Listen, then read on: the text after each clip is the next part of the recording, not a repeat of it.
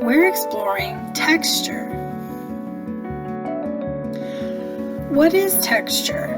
We see it all around us every day, but what is it? Texture is the way something feels when you touch it. In art, textures can either be actual textures or simulated textures. There are many different words we can use to describe textures.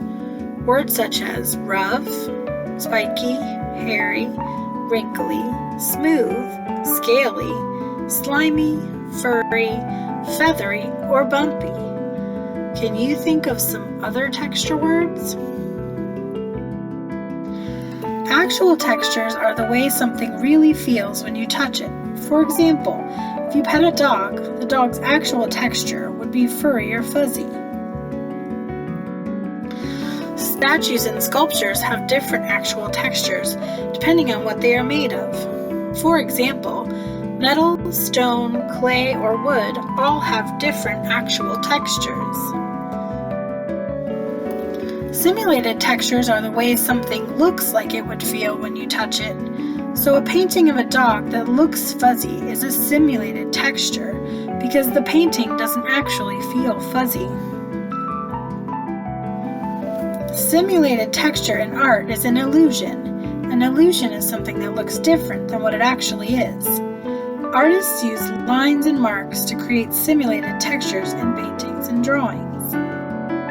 Here are some examples of simulated textures drawn using pen and pencil. Let's look at some textures in art. Can you see all of the different textures in this painting? Look at the bumpy fruit, the wrinkly fabric, and the smooth, shiny silver dishes.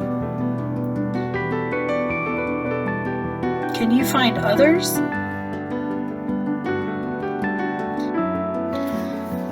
In this painting of a couple on their wedding day, can you see all of the different textures?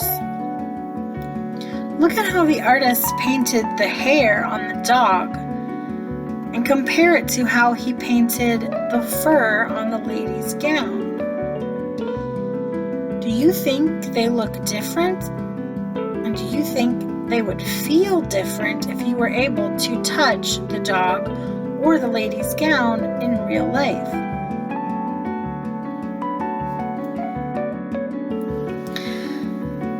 These two sculptures are both made of metal, but one of the sculptures has a smooth, shiny texture, and the other sculpture has a texture that is rough and bumpy. So they have different textures even though they're made of the same material. Be on the lookout for textures all around you, and we'll continue learning more about textures in art.